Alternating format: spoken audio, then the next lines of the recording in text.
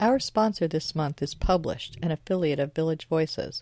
Published offers all author services from writing tips, critiques, manuscript evaluations, and editing, as well as tips to help you become published. If you prefer to self-publish, purchase the step-by-step book on publishing through Amazon, or purchase services a la carte, from formatting to creating custom covers, or even tips to gather endorsements. The staff is headed by 2 professional writers. After your books are published, either trade paper, electronically, or both, purchase marketing tips, web services, book trailers, or turn your book into an audiobook. Publish provides all your writing, publishing, and marketing needs. So give them a call at 941-748-6865. Contact them online at dgould497@aol.com, or go to the website at www.publishedavillagevoices.webs.com.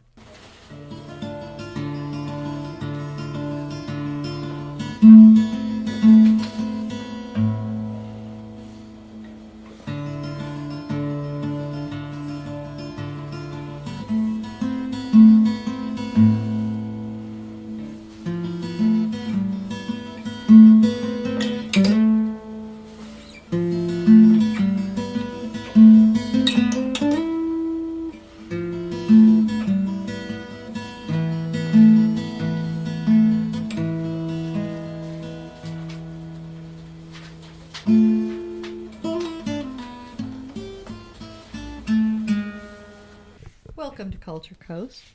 The intro you just heard was by Al Musitano, and today we are talking to an author, Mike D Angelo, who has written Life Among the Ordinary, Completing Our Nation's Great Unfinished Business. Hi Mike, how are you today? I'm doing well, Donna. How are you? I'm good. Now, you have not, this is a very political book, yes? Yes and no. There's a political component. And what was your, well, let's start back at your younger days, going all the way back to your youth. Did you ever consider yourself a writer when you were in school? Not particularly. All right, what were your interests back then? Well, I will say that my primary interest as it relates to the book was being a student of human nature. So you studied philosophy and social sciences. I was a psychology major in school. But it would go back to growing up in New York City and just people watching. Did you do a lot of watching, or were you also one of the activists? I was too young in those days to be an activist, so it was mostly watching and just a fascination with all people in all walks of life as they walk by, wondering what everyone's particular story might be. Yeah, that might be the makings of an author right there, too. Could be. The whole always wondering what others are what their stories are. So you're in New York City, and just before you were old enough to be an activist, that was a time, the 70s, the late 60s and 70s were very, very, probably the most activist time in our country, even more so than maybe the Civil War, where we had more people involved in trying to change things. And it shouldn't have grown, and it never did. Is that part of what your book is about? Yes. Research for people who do, as we say, do the reading, will lead you to that interpretation of history. The events of the 60s. One of my first recollections was the death of John Kennedy, and 5 years later, the death of Dr. King and John's brother, Robert Kennedy, 1968, sort of culminated, in my mind, and I think the way history looks at it, sort of a page-turning event. 1968 passed an election that could have had Robert Kennedy against Richard Nixon, turns into a Democratic National Convention with no candidate. Of course, I'm only 10 years old and can't really understand what's going on at the time. But it's certainly apparent, with the benefit of hindsight, that looking back on 1968, Nixon's elected in a close election with Hubert Humphrey, but the country more or less goes to sleep for a long time. It took the wind out of their sails because of all that, the death of Camelot? That was part of it, but Camelot, I think, is really sort of. I think of Camelot. I think of John Kennedy. I don't think as much of Robert Kennedy. I think that the death of Robert Kennedy could have been was sort of the culmination of the period. I think of the three, even though John was the president and Robert wasn't. I think that Robert had the greatest potential.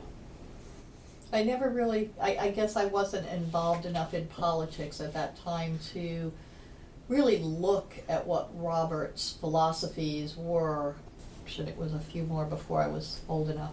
And I just don't remember, it was so early in the campaign too that he was murdered. It was June of 1968. So it wasn't, and back then they weren't 4-year campaigns like they are nowadays. Correct. The convention, I believe, was August. So it was he was there and he was going to run and he was going to replace his brother and yada yada yada. I happened to be at the 2008 inauguration in Washington of President Obama. I was a chaperone for students at the university where I was working at the time. And when I heard, we were sort of let out on the Great Mall and from this bus at 4 o'clock in the morning and said, you're on your own until 8 p.m. tonight when the bus is going to be taking off back. And if you're not on the bus, you're on your own.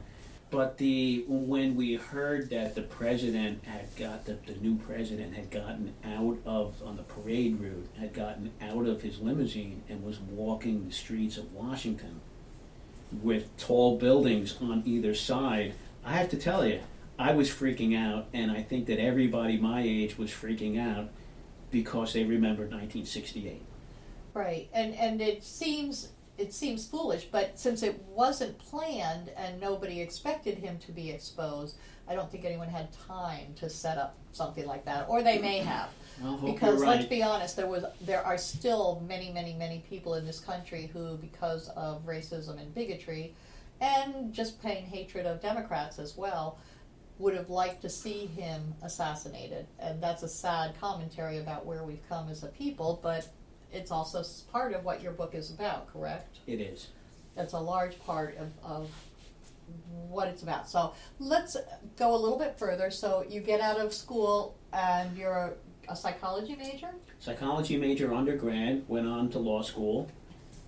Graduated in 1983 and then spent, I will say, a relatively uneventful period of 25 or 30 years practicing law, living the American dream. I had my own business in a nice town, in a great school district for our son to go to school, a nice public school district. A nice life. It was a nice life.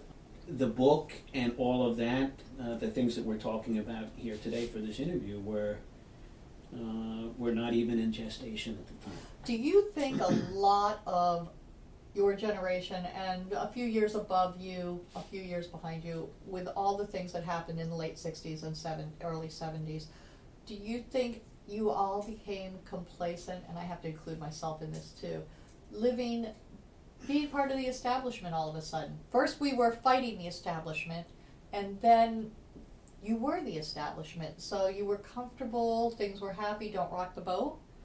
Is that how we got to where we are today? Well, you're part of the establishment, and then you forget.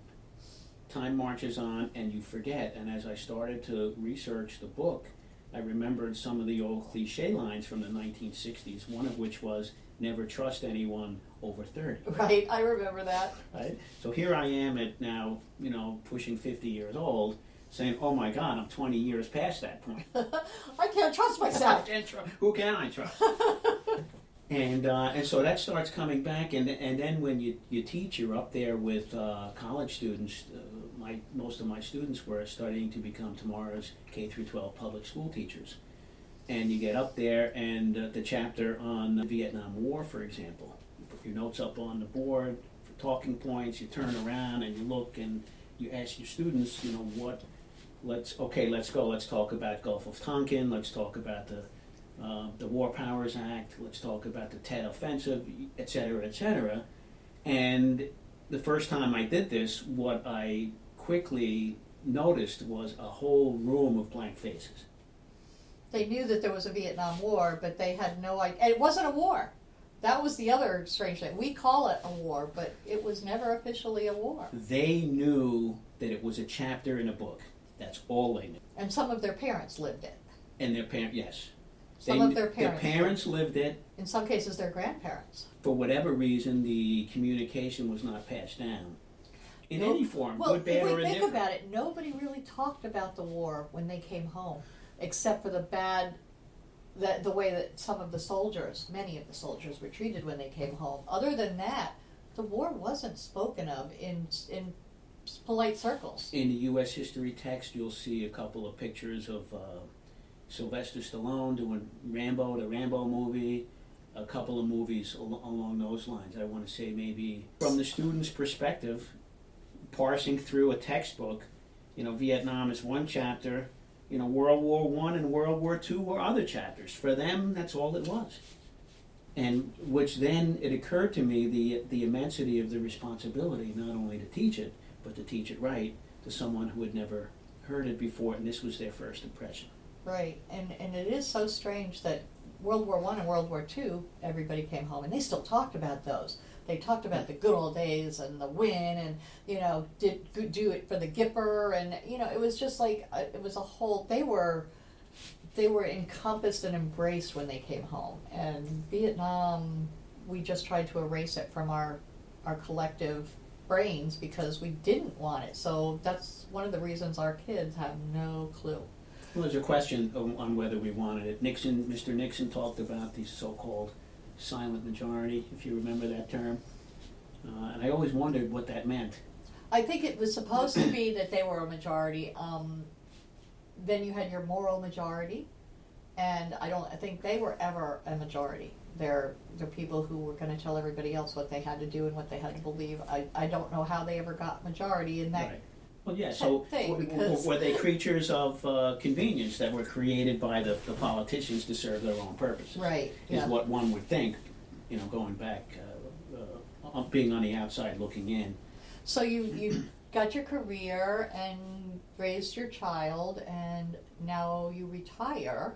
And what brought you to writing this book? I did not have a plan to write a book. I began to start reading pretty much American history biography. I was coaching Little League with a friend who was a professional educator. I was expressing frustration with law practice. He saw it from his perspective as a missing intellectual curiosity in day-to-day practice. I would agree with that 100%. Most of the things that lawyers do can be done, monkeys can be trained to do, with all due respect to the profession. And the intellectual... Which is why they're so very, very strict about not practicing if you're not licensed, because they don't want just anybody to do it. Yeah. They might find out how easy it is. Well, not so much easy, it's just rote. You can everything, and especially with the automation today and the computerization of things. All the forms are pretty much in the computer, and you just fill in the blanks. For everything, so if you've seen it once, you can do it that way. My colleague said that he noted that the intellectual curiosity, which was law school, does not exist in the real world when you get out. So he suggested that to get a jump back in my step, we start reading a book together while we coach the kids on the nuts and bolts of baseball. Okay. And the book he recommended was John Adams by David McCullough, and that's where it started. It's lit a fire. Very, very without any intention. You say lit a fire, maybe it was just some smoke, and it took a while for it to start burning. But I started to read and to ruminate with some of the reading, and then the reading sort of took off and developed a life of its own. Ultimately, it culminated in a bunch of discussions like the one we're having now, where my colleagues would say, some of what you have to say is extremely fascinating. When I talk to you about history, it feels like you're taking me on an archaeological dig, and it's fantastic. You need to write a book. So I would sit back and say, okay, great, I'll talk to you later, and not really having any idea what that meant. No conception, and then one day the stars just started to line up. And was this before or after you started your blog? This is before. Before you started your This blog, is before. things start to fall into place. Probably about 10 years ago, I would say. what did you decide to do with it at that point?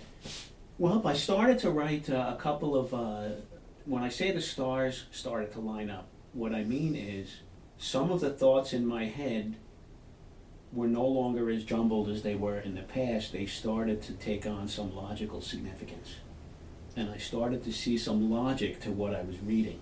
I didn't know what direction it was going to take me, but I saw some logic, and so it was a starting point. So I wrote a couple of pieces for a journal, which was, as an aside, was rejected, of course.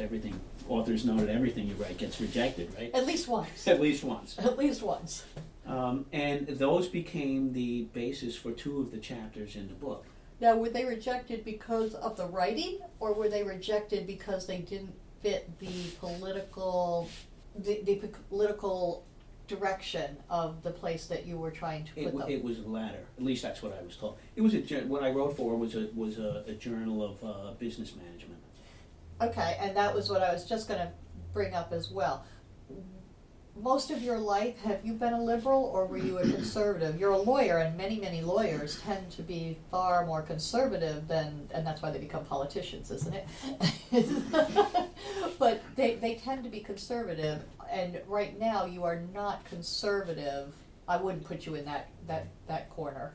So were you always of the mind that you are now, or did you go through some epiphany, or was it a slow change?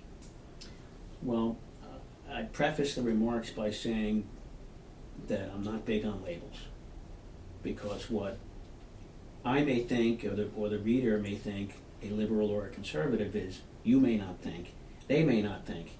And it depends what the definition, I like to say, tell me what your definition of a liberal is, and I'll tell you if I'm a liberal. Okay, so that being said, I have sort of wavered back and forth. I would say, if I had to give you a big picture, my college years, I was left of center. I moved right of center through my law school years and into my years of practice. I would expect that. It just seems to fit. And then somewhere along the way, I started moving left again, left of center, still very much in tune with the center line. Right. But left of center, and I would say today, if I had to put myself in a box, I would say it's left of center, conservative on fiscal issues, and liberal on social issues. That's almost like a libertarian. Again, another label. Isn't that what they call their party, though? So socially liberal and conservative is their economic issues. I could see some commonality, but I also see some distinctions, like Ayn Rand, for example. Not one of my favorite people. I don't think she's a liberal. I mean, a libertarian. She can call herself that all she wants, but as far as I can see, she's almost a fascist. So I am not a fan. Yes, well, at all. Yes. I don't like her or her writing. I think that she was a very evil person, to be honest. But the interesting part about libertarians is that they say no government or less government until they want something done. But isn't that what all Republicans do as well? So, right.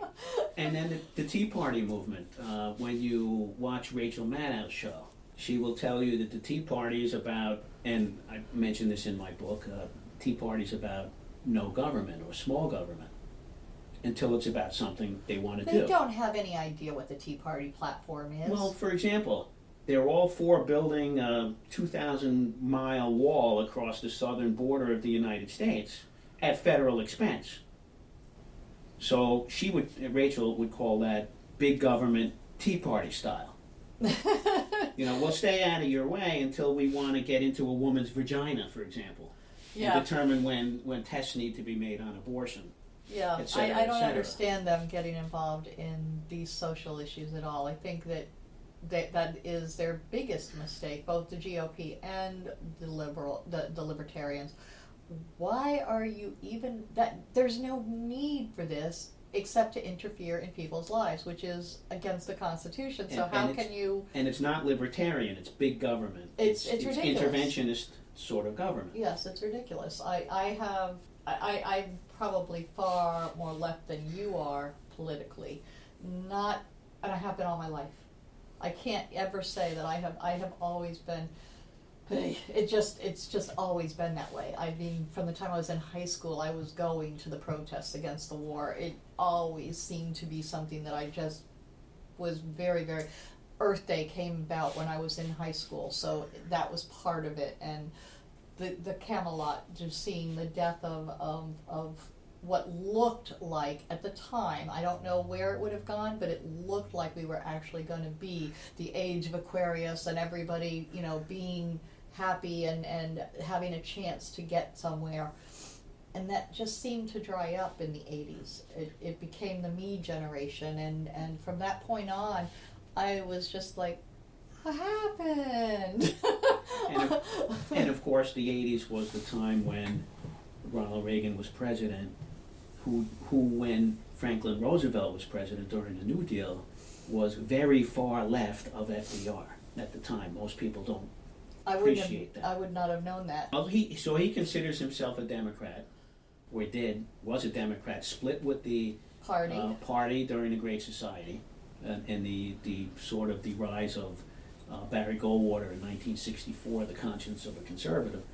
And but he follows within the fabric of FDR's New Deal, because he was sort of a New Dealer up to a point. So that's an interesting take on that. I would never have thought of anyone calling him left of center. He was left of FDR. And back at the time, you have to understand the context, and I know you do, but perhaps the readers need to understand this. In 1932, when FDR ran for the presidency in the middle of the Great Depression, 4 years in, both him and Herbert Hoover, they were both fiscal conservatives. 30 years later, when John Kennedy was president, he was a fiscal conservative. There was no such thing as a fiscal liberal at the time. I think the terminology came to be... I don't think I've ever heard fiscal liberal, ever. Well, They call them socialists. Well, what I heard, my first consciousness was Ronald Reagan talking about tax and spend liberals. And then you realize how much of a hook he had on the American psyche because of the power of his movement, the Reagan era. Until you realize when you do the research that although he may have been correct that during the 70s and the 80s, the Democrats were tax and spend, what he failed to say was that the Republicans were borrow and spend. Yes, that was so true. Everything got put on the credit card. Nobody says that, and to the present day, the party. The entire time Reagan was in there, he was just charging it to the future. Reagan. That's why our deficit went through the roof. President Bush 41 in his term, and then of course his son George 43. W. Bush 43. From 2000 to 2008, it was the greatest spending spree in American history on a credit card. On a credit card. They did it all on credit. On a credit card. And absolutely. And they have half of the electorate bamboozled that it was the Democrats' fault. Doing. Their fault, and they're doing, and they should be put back in power to fix it. And then they just spent more. Exactly. They borrow more. They borrow more, but they spend more too because and they spend more. They spend more, and a lot of it was on arms. Or Reagan wanted that stupid Star Wars defense system that was going to cost more than all of us make in a lifetime. It was mostly arms. I would say mostly arms. Social programs were cut drastically. Yes. And arms and President Eisenhower talked about the military-industrial complex. Even going to Clinton's years, it was not. He cut social services a lot, and people don't look at that. But yeah, he cut. So welfare got wiped out. They get 2 years and that's it. Grand bargain, that flew sort of under the radar. Grand bargain with the Republicans was the Clinton sort of reform of the welfare system. He totally got rid of it after 2 years. You're allowed 2 years max, your whole life on welfare, and then what?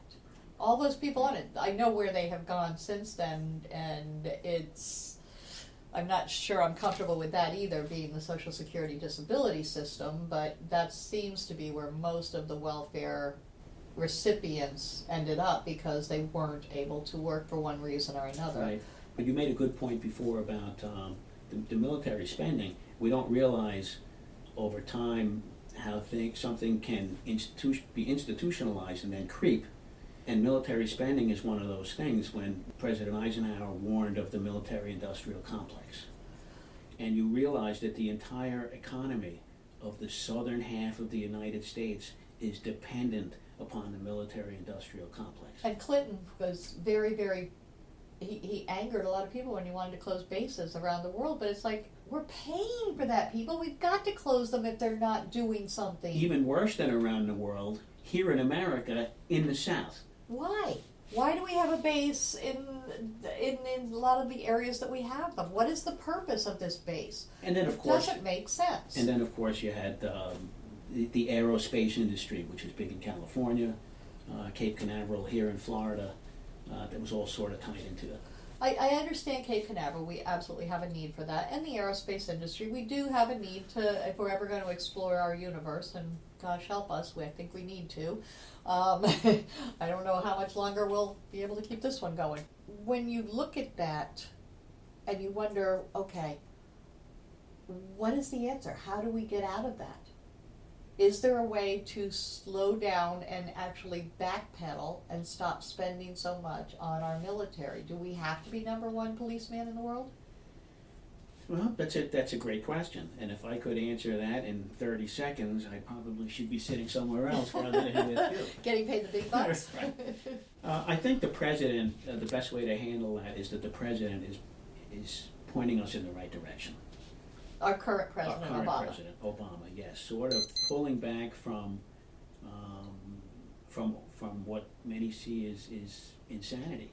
He did get us out of Afghanistan or almost out. The idea that weapons don't protect us, but our values do, for me is a very powerful message. And the world doesn't hate us quite as much as they did 8 years ago. No.